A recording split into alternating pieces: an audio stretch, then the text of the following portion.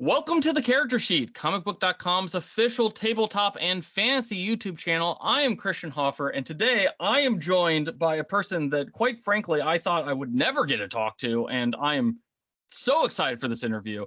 I am joined by Tony DiTerlizzi, the not the voice of Planescape, but the person who brought Planescape to life with his absolutely amazing artwork and contributed the alternate art cover and did a piece for this new version of Planescape, which is coming to stores in just a couple of weeks. So, Tony, how are you doing? I'm doing well, Christian. Wait, you never thought you would talk to me. Did you lose a bet or something? Or did I lose a bet? I think so. In terms of like dream interviews, and I told Chris and Sheila this, the people who set this interview up. Yeah. I was literally said, this is like a dream interview. This is like on my bucket list. Like I can now die now that I've done this interview.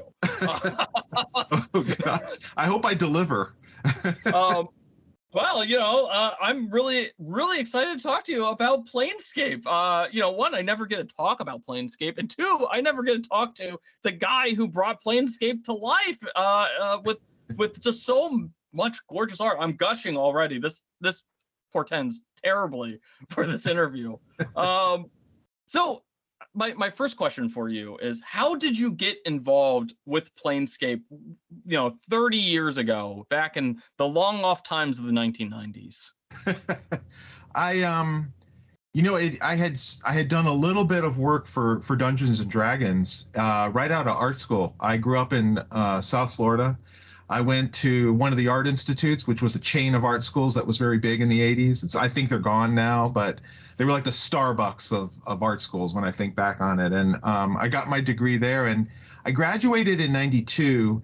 And at the encouragement of some of my gaming buddies, I submitted artwork to TSR, who was the publisher for Dungeons and Dragons at the time, and got rejected off and on throughout the summer. I just was relentless. I wanted it so bad. It was something that I never in my wildest dreams thought I would be able to actually get to do, but I did. It's just such a part of my childhood. I think being a kid of the 70s and being a tween in the early 80s when D&D just first blew up, it was just ingrained into me, like Star Wars and everything else that Gen Xers kind of have. And so I submitted some work. I finally got a lot of work with TSR right out the gate. I did a big box set for them called Dragon Mountain, which the artwork was okay. But the thing that I was really excited about afterwards was I got to work on the first color printed version of the monster manual called the Monstrous Manual, AD&D Monstrous Manual. Yeah, I did about half the art for that, which was so friggin' cool, man. Like to be able to draw owl bears and beholders and like all that stuff, man, that I had copied out of the original monster manual from the 80s. So the idea of getting to do new drawings of that and get paid for it was like a dream come true for me. And so that was early 1993 by the time I'd finished that one up. And I was really excited to do more work with TSR. And they gave me a little bit of work here and there. I kind of did the thing, like I'd gotten out of college, I took the money from Dragon Mountain and the Monster Manual, moved out, got an apartment, got a 2-bedroom apartment. Like, this one's gonna be the studio. I'm gonna do all my amazing artwork here. And then the work stopped.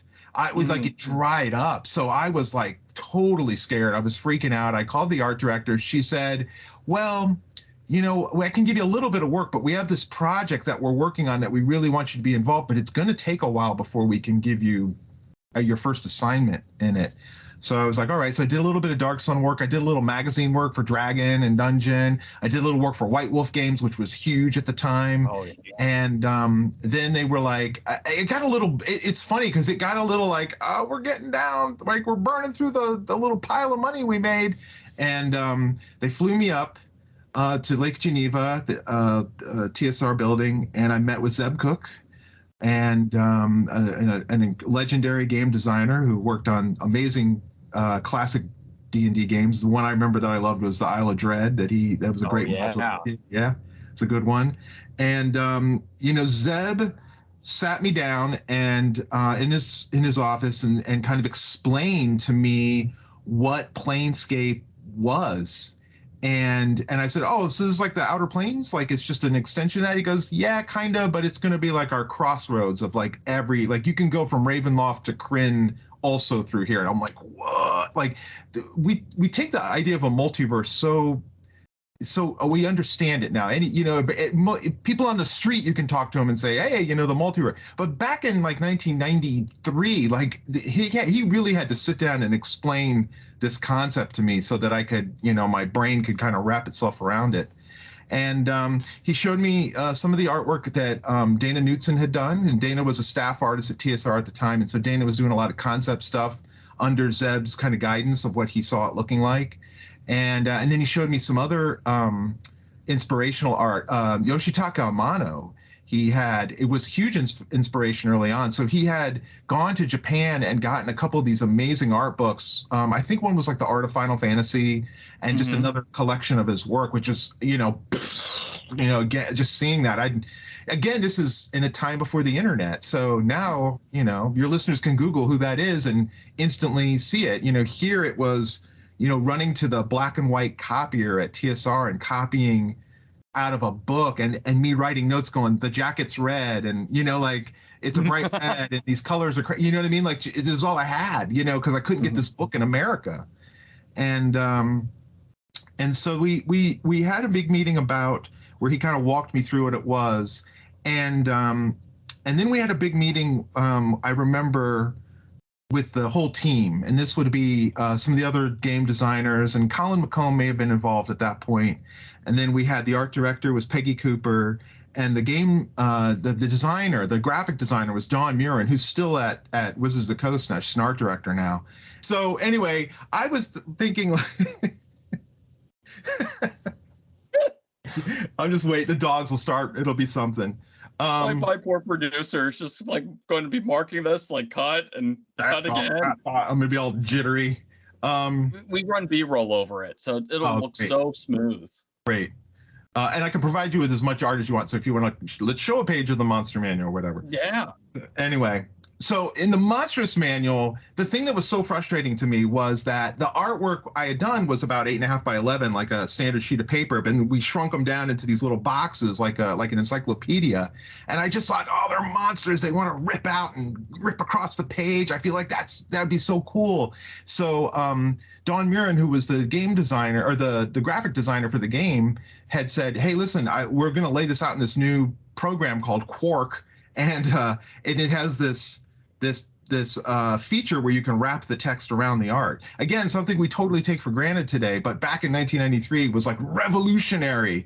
So I say all this in that, I was so excited to be involved, but it was such a team effort. And I think it was all the team kind of coming together and really putting forth ideas. And the thing that I think was our saving grace was everybody in upper management, they had slid all their chips onto Birthright. I think they thought Birthright's going to be the one that's going to be the big one. And so the Planescape, we were kind of like outliers.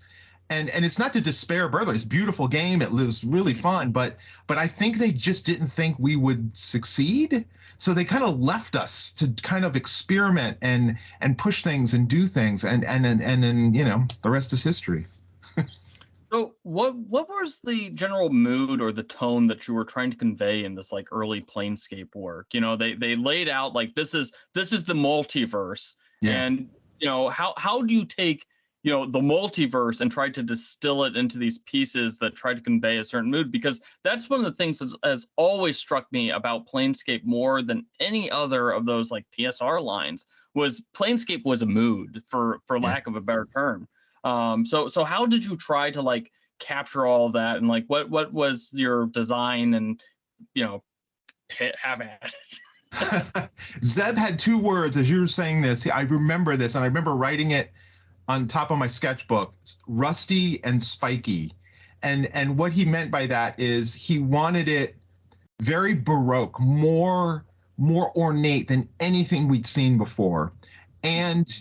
But on top of that, he wanted it to be like eons old. Like he's like, time moves differently here. The everything, nothing is shiny, nothing is new. Everything is has been around for millennia and will continue. So the armor should be old and rusty, the architecture. And that was really exciting to me. I love the idea. I mean, again, kind of think coming out of being a kid who grew up watching Star Wars, where all the spaceships and everything were grungy and dirty, I immediately got what he was going after. And I was really excited by the idea of that. And I think that just combined with my own aesthetic at the time. So I was obviously looking at a lot of Brian Froud's artwork.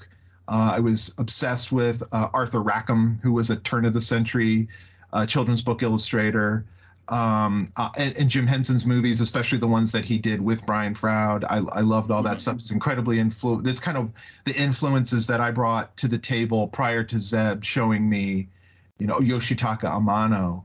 So I think that combination of making it feel like really ancient, almost arcane, like kind of scary, was one thing. But I think the thing they really liked was my sense of exaggeration of characters. Like I wanted the character. There was a period before, when I was submitting my artwork to TSR, I sent them tons of monsters. I would just draw monsters all the time. Here's a rust monster, and here's a boule, and here's all this stuff. And they're like, cool, where's the characters? So one of my really good friends, still to this day, who really encouraged me to send my work to TSR, Mike Roy was our dungeon master at the time. Mike said, dude, you got to make the characters as cool or even cooler than the monsters, because that's what the game is all about. And it was like something clicked into place, and I became obsessed with like drawing cool characters, missing eyes and arms and hooks for hands and all the stuff that our characters and our gaming party had done. So this really came into fruition in Planescape more than it did obviously in the Monster Manual, where I drew no characters. So I think the idea of kind of making them feel not realistic, but feel like characters from a show or a movie that you might have seen was really important to me. And again, growing up in the 80s, the Hobbit I grew up on was the Rankin and Bass animated Hobbit, and the Rankin and Bass Lord of the Rings, where there's a whip, there is a way.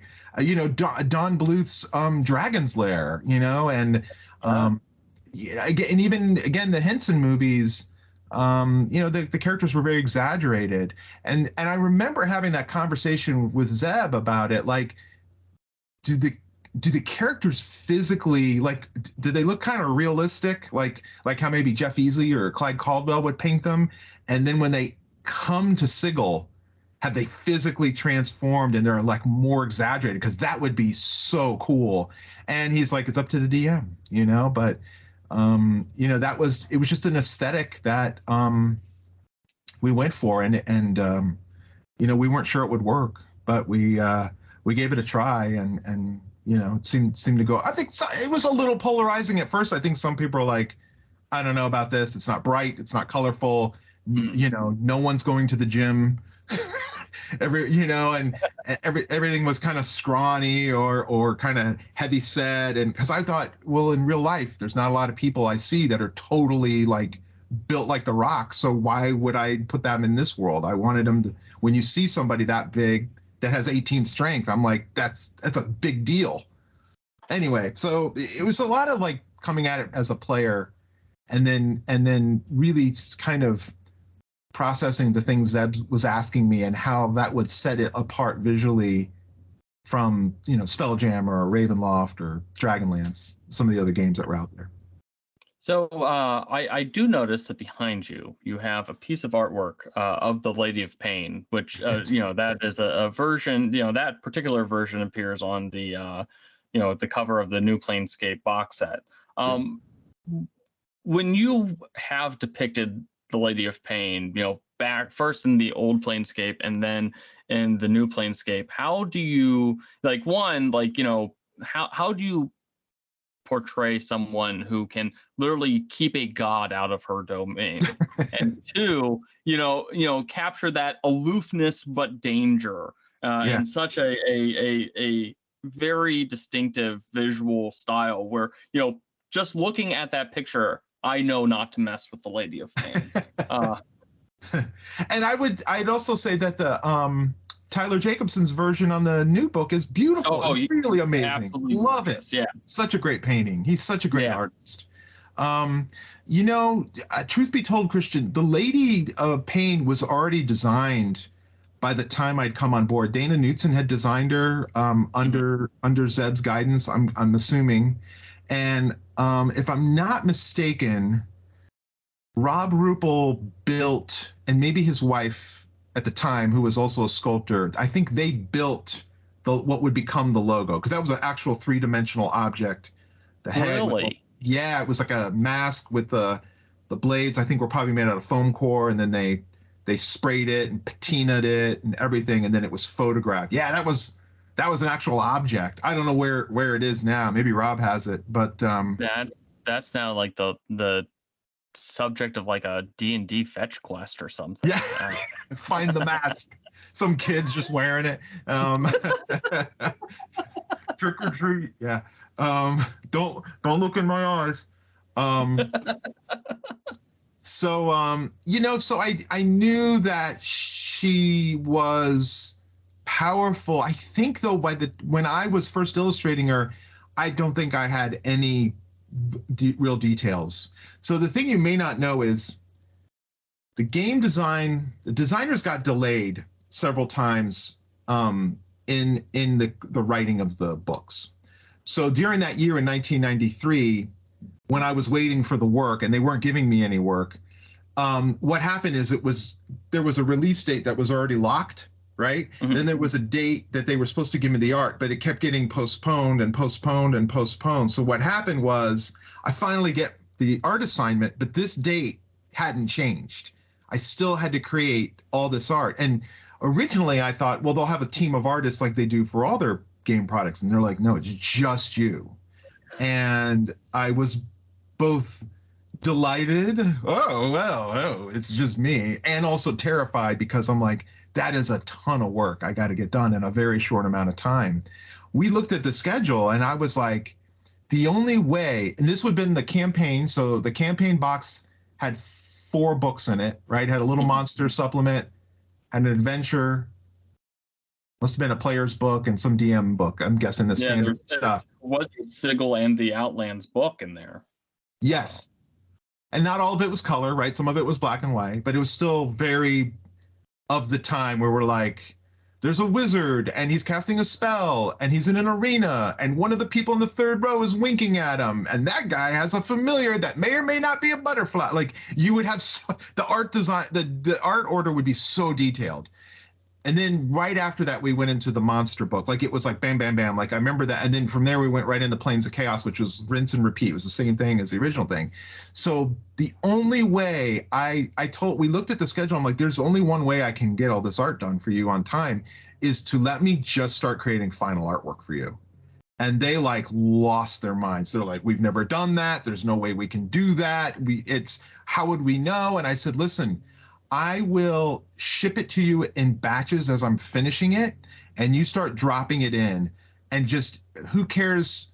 The rewind a little bit. The way a lot of times the art orders work for TSR, I don't know if they still work this way, is you'd have a rate for an image that would be printed as a full page or a half page or a quarter page. And that's, they'd be like, we want, the book has enough room for 10 full pages of art, but you can do 20 half pagers, or, whatever, or any combination of, that's what we have the budget for. And I was just like, I'm just going to send you the art, print it as big as you can, as much as you can, and we'll figure out the bill later. Like, let's just do it. Let's just make this as best as we can. And they were not super excited about the idea of no sketches, of me just sending. And I remember sending that first batch of art in, and like, oh God, I hope they like it. And they were like, dude, just keep going. Do not stop. It was like you know what I mean? It was like, here, the cage is open, go, or like, whatever, like, you're the horse, we're taking the saddle and the bridle off, go. And I just, I went like a bat out of hell. I was so stoked to be working on this, and I just went nuts. I gave it everything. And so those first couple of years were breakneck. I mean, we were we were working at full tilt.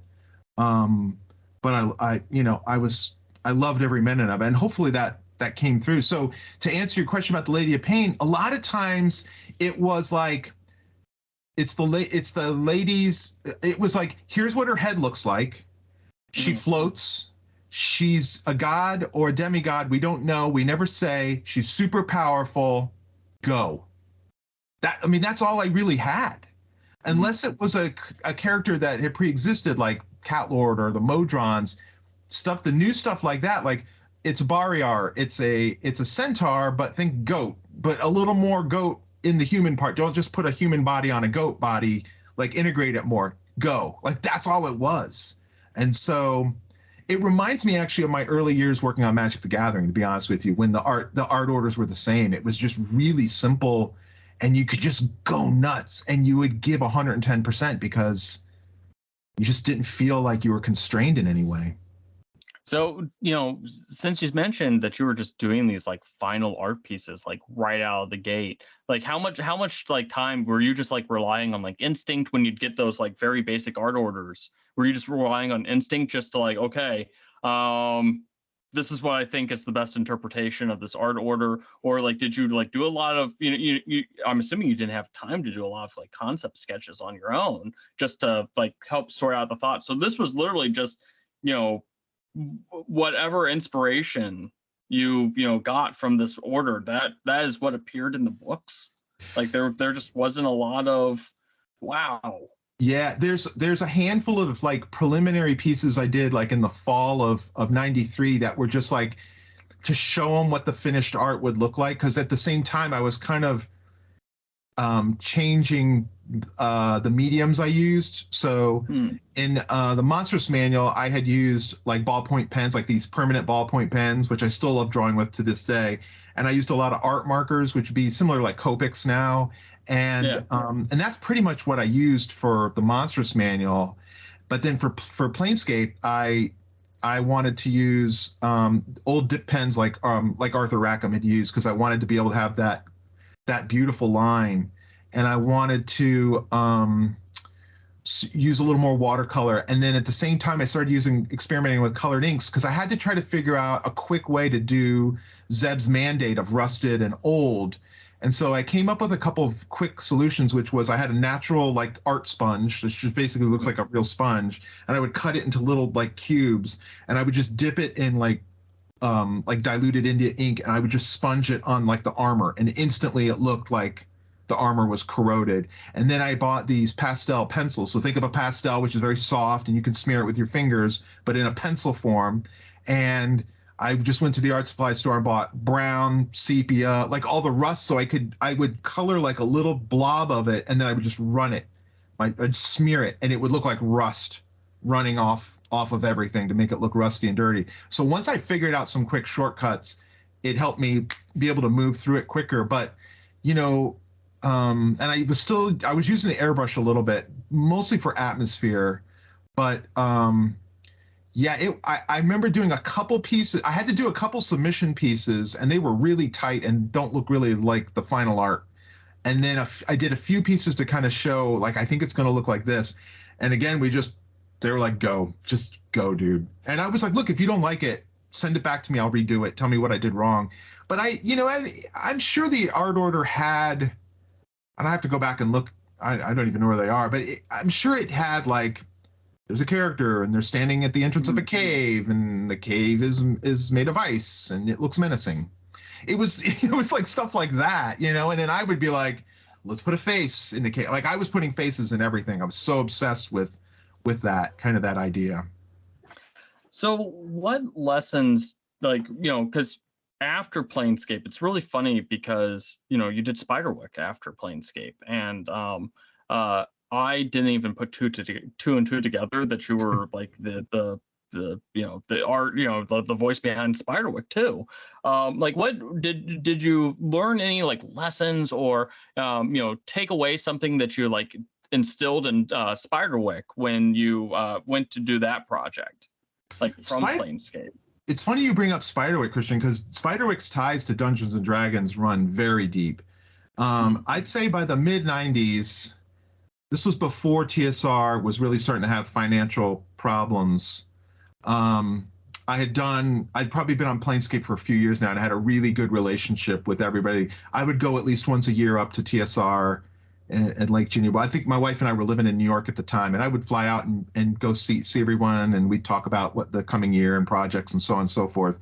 And at some point, I had started working on this. Okay, so if we rewind back to the early 80s, and Dungeons and Dragons is everywhere, and I'm 12 years old, and I'm obsessed with D&D, and my mom hands me Brian Froudnally's Fairies book, which was such a mind blower, such a monumental book in that time. And of course, again, that leads to him doing the Dark Crystal and later Labyrinth, and again, obsessed with Dragon's Lair and all stuff.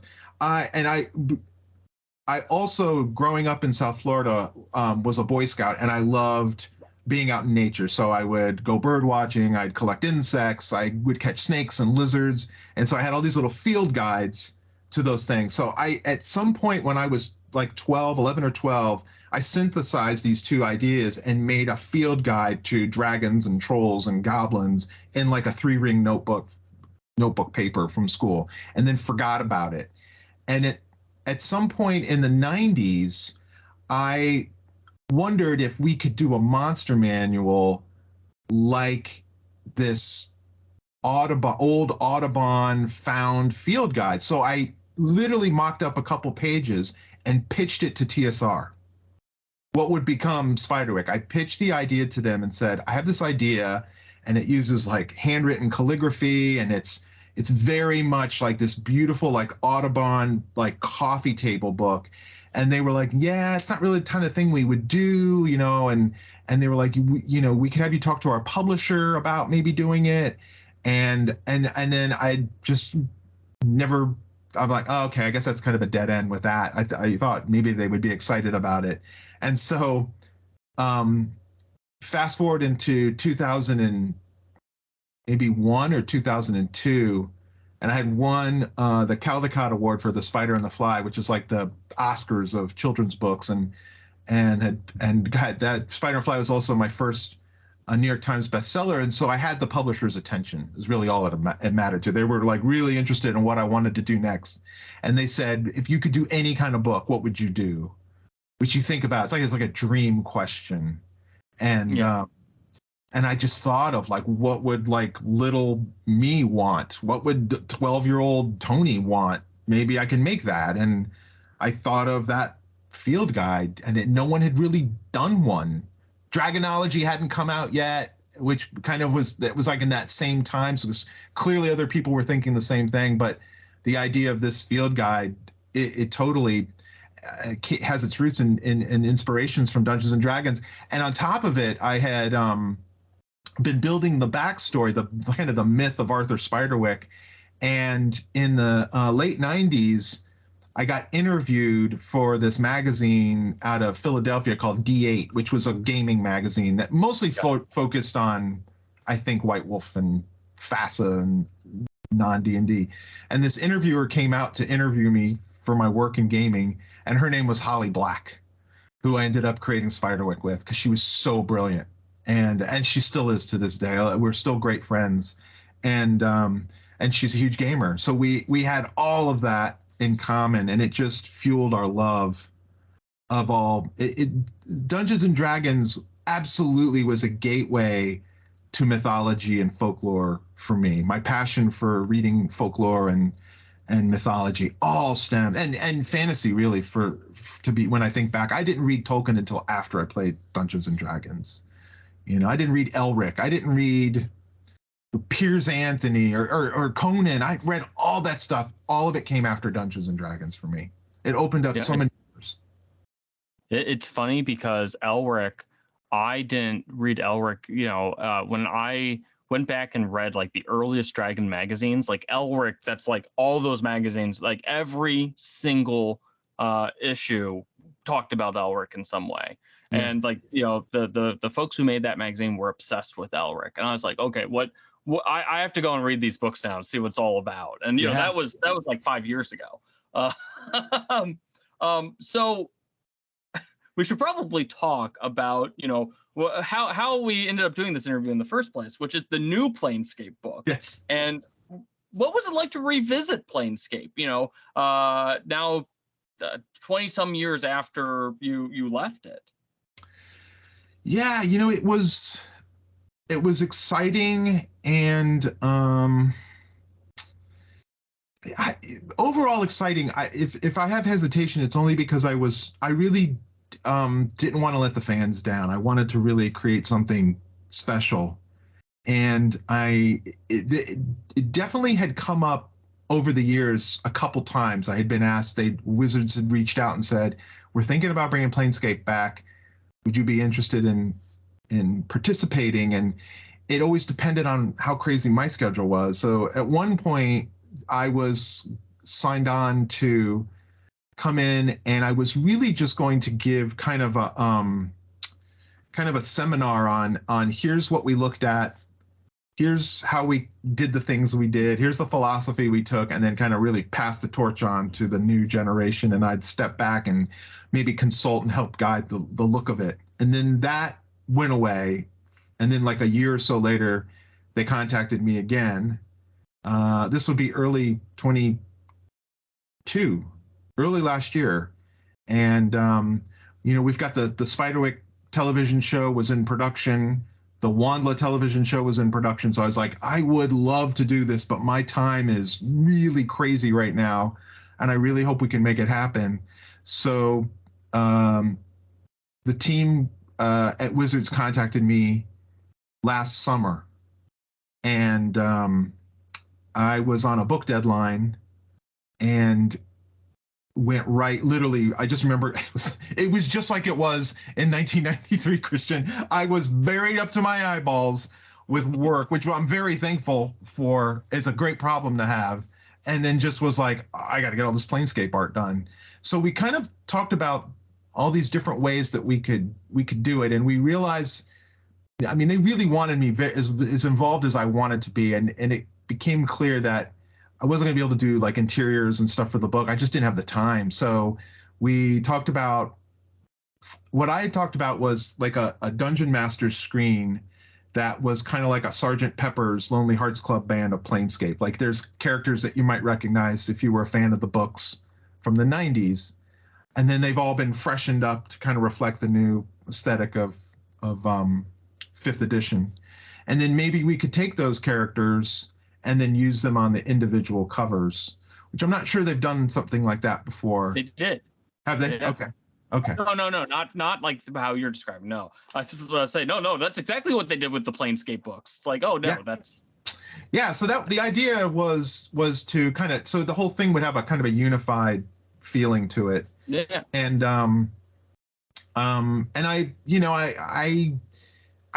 so I really, when I interfaced with Wizards of the Coast, the team was delightful, and like yourself, many of them were like, oh my God, I grew up like looking at Planescape. I grew up on Spiderwick.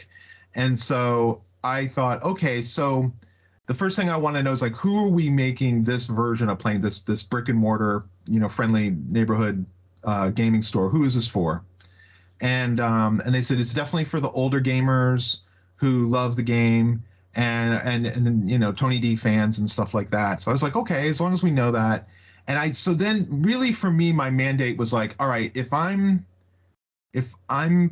coming back into this, as what would I think the fans, what would they want? What would they want to see? What characters would they want to see?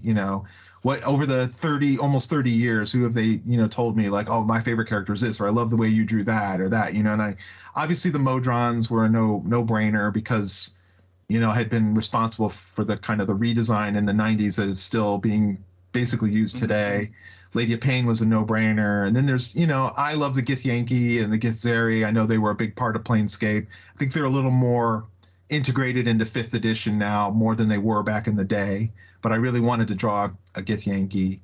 And we kind of went from there. And it really was just, I had a certain aesthetic that I couldn't seem to convey to them over Zoom. So I just kind of said, I really want to design the whole package. Like I want to design the fonts, and it needs to be a little edgy. It needs to feel a little metal. Not, you know what I mean? Like it needs to feel a little grungy. Like it needs to feel like, this was Pearl Jam then, this is Pearl Jam now, the band. This was Nirvana then, this is the Foo Fighters. Like how, it need to feel like a little bit of that 90s, that what was going on, what was baked into that old Planescape needed to come forward in time, but I felt like it still needed to hearken to that, the original, but feel refreshed. So it's an interesting challenge when you're like, what colors are the backgrounds and what do we put in the backgrounds, and all those kind of aspects of it. And I had a great time designing the whole package and the look of it. I basically designed RPG books that I would go, dude, I want to buy that. Like, what is that? That looks cool, that kind of thing. And they were amazing about it. And the team was like, go. It was kind of like before, Christian. They were just like, all right, go, man, do your thing. So did you ever expect that you'd become like so closely associated with Planescape?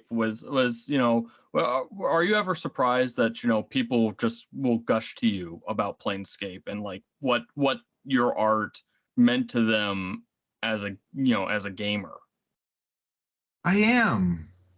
And I think, when we were making that game and creating that game, the people that were working at TSR, I mean, Brahm was working there, Fred Fields, Tony Sudlow, Alan Pollock, Jeff Easley, Clyde Caldwell, and Larry Elmore and Keith Parkinson. They were not on staff anymore, but they were all around. You'd see them at conventions and at the offices.